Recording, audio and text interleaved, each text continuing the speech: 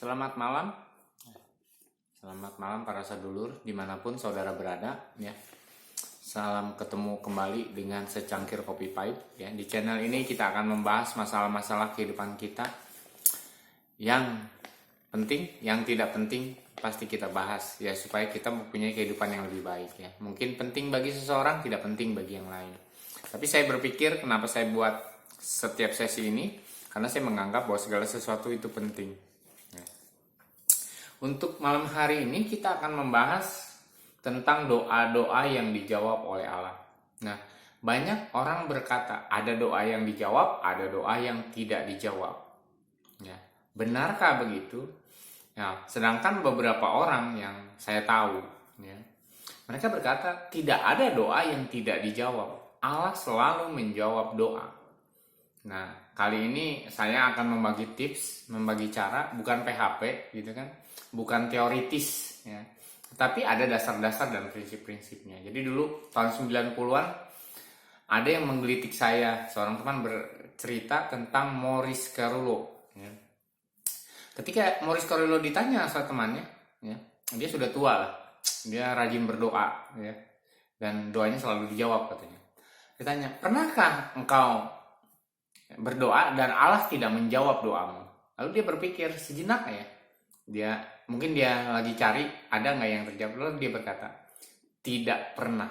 Artinya dari dia masih muda sampai dia tua tidak pernah ada doa yang tidak pernah dijawab. Semua doa dia kepada Allah selalu dijawab.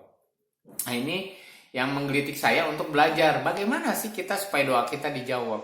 Nah, ini yang harus kita pahami ya. Nah, untuk bisa memahami sesi ini ya, saudara harus juga belajar tentang sesi Allah tidak bisu ya, sesi sebelumnya. Bagaimana memiliki kecerdasan spiritual, itu harus dipahami dulu. Terus bagaimana berhubungan dengan Allah ya. Terus juga ada insan kamil yang ada 3 sesi yang menceritakan bagaimana kita bisa dekat dengan Allah ya kan. Nah, kalau itu sudah dipelajari, sudah dimengerti, dipahami, kita masuk ke sini lebih gampang. Tetapi kalau ada yang belum menyimak materi-materi saya itu ya, langsung ke sini nggak apa-apa. Tetapi nanti setelah ini balik yuk ya ke sesi-sesi tentang hal yang saya sebutkan, karena ini penting ya, berhubungan satu dengan yang lain. Karena saya selalu membuat materi itu hanya paling banyak 30 menit ya, supaya orang tidak boring dan supaya sistematik ya, supaya gampang untuk dipahami dan bisa didengarkan berulang-ulangnya, nggak terlalu lama ya. Yang pertama adalah ya, kunci. Kita mau berdoa kepada Allah yang mana? Ya walaupun semua orang percaya kepada Allah yang menciptakan langit dan bumi, tetapi persepsi orang terhadap Allah berbeda. Jadi saudara belajar lagi nanti persepsi tentang Allah. Allah itu siapa gitu kan. Nah, karena persepsi setiap orang berbeda, dan bahkan ya, walaupun semua agama mengaku Allah yang disembah adalah Allah yang menciptakan langit dan bumi, tetapi ternyata dalam hal praktek ya, para rohaniawan masing-masing agama itu punya paham yang berbeda gitu loh, tentang Allah itu sendiri, tentang sifat-sifat dan karakter Allah yang dijabarkan di dalam kehidupan rohaninya masing-masing. Bahkan yang saya menggelitik kenapa saya membuat sesi tentang berhubungan dengan Allah, kenapa saya bikin cerita tentang Allah itu tidak bisu, ya kan? Karena itu menggelitik. Kalau manusia bisa mendengar suara Allah kan selesai semua kan, ya kan? Tidak perlu lagi orang mereka-reka menduga-duga Allah menjawab doa atau tidak gitu kan. Nah, para rohaniawan itu membatasi dirinya dengan pikirannya sendiri, tidak berpikir bagaimana cara Allah berpikir. Nah, karena itu kalau saudara yang belajar tasawuf, saya dukung. Bagaimana saudara bisa memiliki pikiran Allah, gitu kan? Nah, ini yang harus kita pahami ya. Jadi pertama yang tadi, Allah yang kita sembah siapa? Jadi kalau soal minta-minta ya, minta kekayaan banyak. Saya kenal teman-teman, kenal saudara-saudara, kenal juga orang-orang yang meminta sesuatu kepada yang lain, kepada paranormal nanti minta kembang cempaka merah, minta apa? segelas air putih, minta kopi manis, kopi pahit, minta lisong, itu semua udah biasa. Kenapa? Karena kita tidak percaya kepada Allah, ya kan? Nah, orang yang pernah meminta kepada selain daripada Allah, tiba-tiba meminta kepada Allah, dipertanyakan, ya pasti doanya sulit dijawab, karena Allah pasti marah. Yuk, udah minta ke sono nggak dijawab, sekarang kenapa minta ke sini, kan gitu. Sedangkan Allah itu yang menciptakan kita semua, ya kan? Ya, kembali lagi nanti kepada ketujuan kenapa kita diciptakan Allah. Nah, jadi panjang sebenarnya untuk sampai kepada sesi ini. Ya, tetapi saudara-saudara yang tidak menyimak sesi-sesi saya sebelumnya, ya, ini bisa dipelajari, bisa dipahami. Tetapi nanti untuk memperdalamnya silakan cek sesi-sesi sebelumnya supaya lebih dalam lagi. Jadi ini bukan PHP, ya. Saya tidak PHP. Doa kita pasti dijawab, ya. Tapi ada saran tadi, kita memintanya kepada Allah yang benar. Nah, ketika kita memintanya kepada Allah yang benar tuh, barang siapa meminta, pasti Allah memberikan. Kenapa? Karena dalam beberapa literasi dikatakan tidak mungkin seorang bapak yang jahat gitu kan ngasih ular saat anaknya minta ikan, ya, atau ngasih batu saat anaknya minta roti. Jadi perumpamaan itu yang menjadi dasar. Ada prinsipnya bahwa Allah itu tidak mungkin ngasih batu kalau kita minta roti. Allah itu tidak akan minta ngasih ular kalau kita minta ikan. Jadi prinsipnya Allah, ketika kita meminta pasti kita mendapatkan. Nah, tetapi tadi Allahnya yang mana dulu? Allah yang hidup apa Allah yang mati? Allah yang bisa diajak ngobrol apa Allah yang tidak bisa diajak ngobrol? Allah yang bisa berkomunikasi dengan kita atau Allah yang memang kebendaan gitu kan? Ya, sebuah benda yang kita sembah sebagai Allah kan? Allah kan biasanya banyak di mana-mana ya. Persepsinya itu tergantung kita sendiri ya. Bangsa-bangsa di dunia ini punya persepsi masing-masing tentang Allah. Nah itu. Jadi pertama adalah Allahnya siapa? Allah yang hidup apa Allah yang mati? Allah yang mana dulu yang kita mintain? Kita minta doanya, ya. Jadi minta petunjuk. Nah, terus yang selanjutnya adalah membangun komunikasi dulu dengan Allah. Kita tuh minta apa gitu kan? Allah tuh mau apa sama kita? Jadi saya punya anak dan saudara juga yang sudah keluarga pasti punya anak. Ketika anak kita meminta sesuatu kepada kita, kan waktu kita didik, dia harus melakukan segala sesuatu dulu. Ya, kalau kamu anak baik, kalau kamu anak pintar, kamu nurut sama orang tua, nanti papa beliin HP. Jadi dia nggak usah minta, pasti dibeliin HP. Terus ketika jalan-jalan dia lihat mobil-mobilan, ya, dia ingin mobil-mobilan. Ya, kamu yang baik, rajin belajar ya, nanti papa beliin HP. Jadi ada komunikasi. Jangan ujuk-ujuk minta, dengar suara Allah aja enggak. Ya kan? Paham ya? Itu kunci keduanya, ada komunikasi. Kalau tidak ada komunikasi, datang-datang bawa persoalan kepada Allah. Nangis-nangis gitu kan, wah, doa, puasa gitu, udah puasa, wah, puasanya sampai menyakiti diri lah. Ibaratnya tirakap lah, kalau orang kampung bilangnya tirakat gitu, 3 hari 3 malam nggak makan nggak minum gitu kan, untuk supaya dapat jawaban Allah. Ya mana bisa kalau kita tidak berkomunikasi dengan Allah. Komunikasi dulu dengan Allah, ya kan? Nah, itu yang kedua, ya.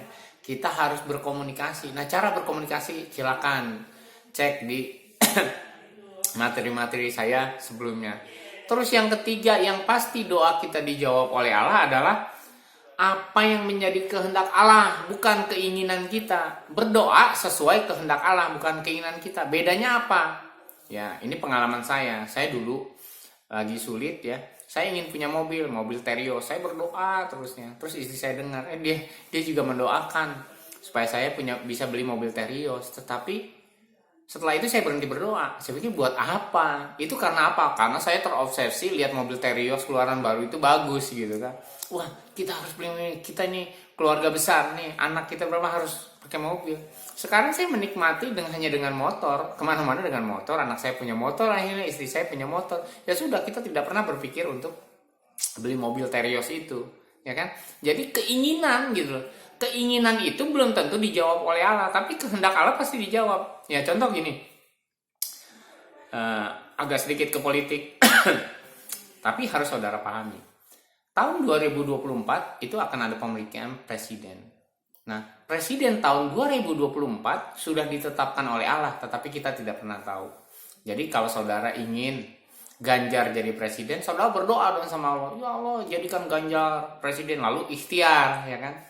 Nah, demikian juga misalnya ada yang ingin Anies jadi presiden, wah ya Allah berdoa wah sebanyak-banyaknya mungkin gitu kan orang untuk berdoa supaya Anies jadi presiden, ya kan? Dan berikhtiar, ya kan, berdoa dan berikhtiar. Nah, tetapi kehendak Allah yang mana? Allah memilih siapa itu hak prerogatif Allah. Ya, misalnya Anies jadi presiden, wah pendukung Ganjar kecewa sama Allah. Wah, Allah nggak jawab doa kita. Kita udah ikhtiar, udah berdoa, udah berpuasa. Atau Ganjar yang jadi presiden, pendukung Anies kecewa sama Allah. Wah, Allah ternyata tidak menjawab doa kita. Bukan itu masalahnya, karena Allah tidak menghendaki itu.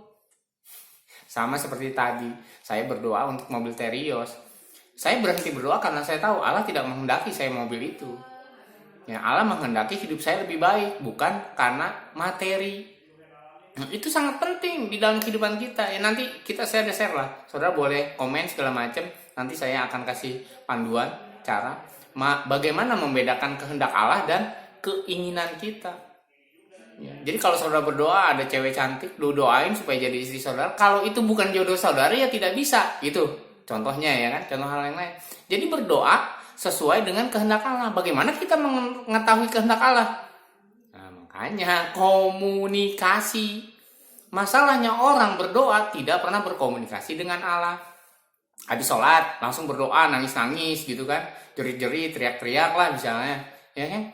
Tetapi setelah itu saudara tidak mau nungguin jawaban Allah itu apa. Benar enggak? Kan gitu. Wah, waktu dalam kesusahan datang masuk kamar berdoa, ya Allah, teriak-teriak, nangis-nangis, kalau enggak aku mau bunuh diri ya Allah, kan gitu kadang-kadang. Tapi Allah ngomong sama saudara, sama kita, denger nggak nih, ya kan? Yang itu yang harus dipahami. Kenapa kita tidak bisa berkomunikasi? Ya karena apa? Karena kita berdoanya di dalam tubuh kita. Kita tidak berhubung dengan Allah secara roh. Nah, ini tugasnya para rohaniawan. Yuk, para rohaniawan, kasih tahu umat bahwa manusia hidup harus di dalam roh, karena manusia punya roh. Roh itulah yang bisa berhubungan dengan Allah. Jasmani manusia tidak bisa. Ya kan? Jadi satu, Allah yang benar yang kita sembah, tempat kita meminta. Yang kedua, punya komunikasi. Yang ketiga, kehendak Allah yang jadi. Jadi Maurice Carrillo ketika dia berdoa, dia meminta sesuatu, dia cari dulu kehendak Allah. Nggak punya makanan nih misalnya, ya dia cari kehendak Allah apa dalam hidup dia. Ya, makanannya seperti apa. Jadi kadang-kadang gini, kita menginginkan sesuatu berdasarkan image kita sendiri. Saudara nggak punya duit, saya nggak punya duit. Kita sering berdoa ketika nggak punya uang segala macam. Tetapi kita bilang, ya Allah kirimkanlah para pembeli, kirimkanlah orang gitu kan, yang mau membeli pohon-pohon saya. Nah, tetapi Allah jawabnya lain. Dia kirim orang untuk nyuruh saya kerja kan. Nah, itu kan beda. Karena apa tadi? Konsep kita mintanya supaya dikirim orang beli tanaman, tetapi Allah kirim rezeki kita supaya kita kerja, ya. Kan gitu. Jadi jangan berdoa sesuai dengan pikiran hawa nafsu kita sendiri atau cara. Jadi Allah ditunjukin, Allah saya ingin ini, engkau harus bikin gini-gini ya, gitu kan. Nah, seringkali orang berdoa kan begitu. Jadi Allah itu kayak kacung. Paham nggak? Allah itu jadi kacungnya kita. Allah saya pengen ini, kamu harus lakukan ini, kamu ini. Saudara, kenapa Allah itu jadi sebel sama kita? Sebel. Kenapa? Karena kita itu menganggap Allah itu apa? Kacungnya kita. Apa-apa minta, apa-apa nyuruh, gitu kan. Kita tidak tahu, tidak berkomunikasi. Coba kalau komunikasi kayak Daud, kayak Ibrahim gitu kan. Ya, dia nurut aja karena Allah yang dia ngomong, berkomunikasi. Ya kan, tidak ada sesuatu yang mengganjal di hatinya gitu kan, sesuatu yang membuat dia tidak yakin Allah menjawab, ya kan, doanya. Jadi contoh ada Nabi Ibrahim lah, umur 90 tahun dijanjikan punya anak. Padahal Siti Sarah sendiri sudah umur 100 tahun Ibrahim, Sarah udah 90 tahun. Dan dia sudah tidak mungkin punya anak karena sudah tidak haid lagi. Tetapi ya dia percaya. Ya kan, maka terjadi. Ya kan, karena Ibrahim itu berdoa bertahun-tahun lamanya akan punya anak, dan Allah menghendaki, tetapi waktunya Allah bukan waktunya kita. Makanya ada istilah di dalam sosial media, segala sesuatu indah pada waktunya. Ya waktunya Tuhan, waktunya Allah. Dan itu yang harus dipahami ya harus dipahami ya kita, supaya doa kita bisa dijawab dengan Allah 100% pasti. Saya ngalamin ya. Saya mungkin cerita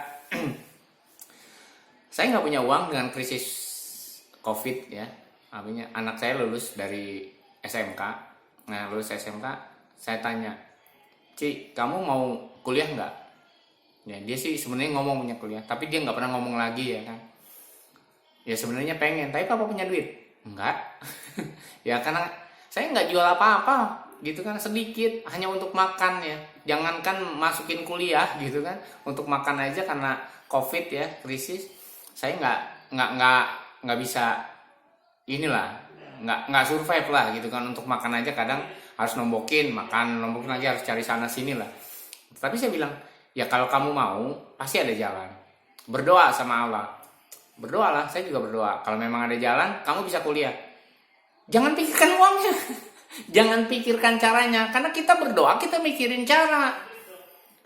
Ya kan? Berdoa, serius kamu mau kuliah? Ya, saya mau kuliah. Ya sudah, berdoa. Jangan pikirin ada uang apa tidak, jangan pikirkan caranya bagaimana. Nah, tiba-tiba setelah beberapa waktu kemudian ada teman dari kesatuan. Itu katanya anaknya mau kuliah, ini ada program beasiswa, tapi harus tes. Wah, anak saya senang.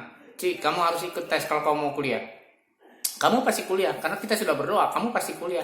Dan Allah sudah menghendaki kamu kuliah, karena papa yakin kamu memang akan kuliah gitu kan. Lalu berdoa. Nah, setelah berdoa dan yakin, ikhtiar, yaitu ikut tes dari 900 orang sampai 500 orang sampai 200 orang, dan dia masuk 30 orang yang diterima. Jangan pikirkan caranya. Jangan pikirkan dari mana uangnya. Anak saya sekarang D3 di IB Kesatuan. Doanya terjawab. Ya doa kita sesuai dengan kehendak Allah. Tapi kalau mikir, ya mau kuliah gimana uangnya? Jadi doanya salah.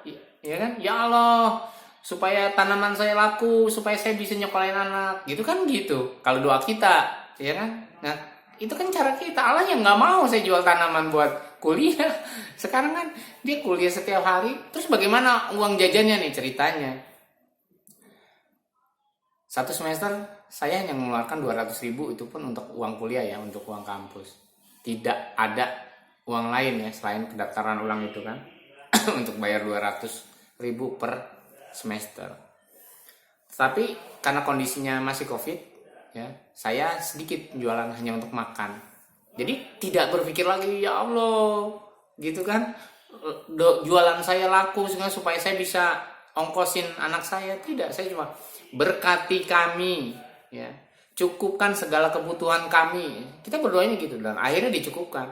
Anak saya ngajar les sebulan 800.000, cukup untuk dia pulang pergi ya kan. Jadi caranya kita jangan atur Tuhan. Nah masalahnya kenapa doa kita tidak dijawab? Karena kita ngatur Tuhan. Tuhan kita atur-atur, siapa sih? Ya kan? Ya itu yang paham. Jadi prinsip-prinsip itu harus kita lakukan. Ya, saya banyak kalau mau ceritain tentang jawaban-jawaban doa yang saya terima tuh banyak ya, tapi kan nanti jadi saya banyak cerita, bukan banyak memberikan prinsip kepada kepada cara berdoa yang benar. Jadi ingat, Allah yang kita sembahnya, mintanya kepada siapa? Allah yang hidup, jangan Allah yang mati, ya kan? Komunikasikan dulu dengan Allah. Jangan saudara pengen Anies jadi presiden, tetapi ternyata Allah memilihnya Ganjar. Ya, itu komunikasikan dulu. Ya.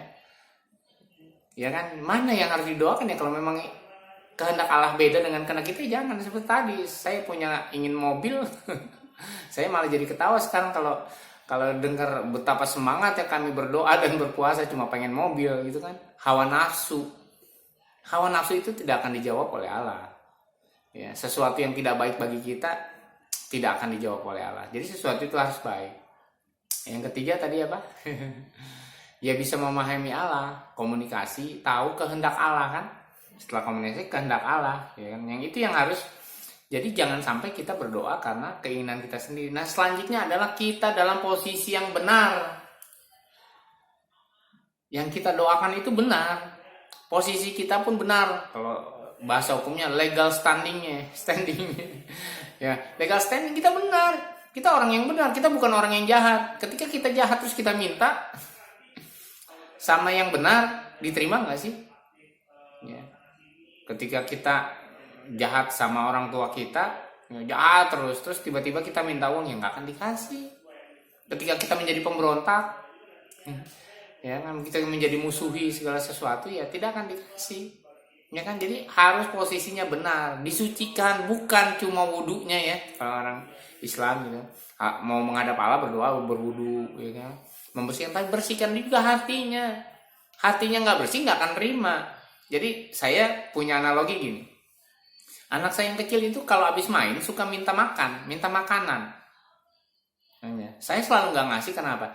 Cuci dulu tanganmu. Kalau tanganmu udah dicuci baru saya kasih. Betul. Dan dia kalau mau minta makanan, dia cuci tangan dulu karena tangan kotor baru saya kasih. Ini prinsip loh. Ketika kita minta sesuatu kepada Allah, bersihkan dulu hatimu. Hati yang bersih itu akan menerima. Sama seperti anak saya. Kalau dia tangannya bersih, saya kasih makanan. Kalau tangannya kotor, cuci dulu. Jadi ini bukan PHP. Silakan buktikan sendiri. Ya, dari prinsip-prinsip yang saya ceritakan ini, karena itu benar. Ya, saya tidak sedang mengajari teori, ya, karena itu banyaklah cerita-cerita hidup saya bahwa doa saya pasti dijawab. Seperti yang Maurice Corullo katakan, tidak pernah ada doa yang tidak dijawab oleh Allah. Jadi itu yang saya sampaikan kepada saudara-saudara. Walaupun singkat sebenarnya banyak yang lagi yang ingin saya sampaikan, tapi nanti mungkin di sesi-sesi yang lain. Ya, tapi supaya kita paham, prinsip-prinsip tadi harus dipegang. Ya, harus dipegang. Kalau tidak, jangan harap doa saudara dijawab oleh Allah. Ya, ini saja yang saya sampaikan malam hari ini. Jangan lupa kita ngopi. Ya, sambil ngopi kita santai, kita mendapatkan pencerahan di dalam kehidupan kita, dan kita semoga semua doa kita itu dijawab oleh Allah. Terima kasih sudah menyaksikan. Selamat malam.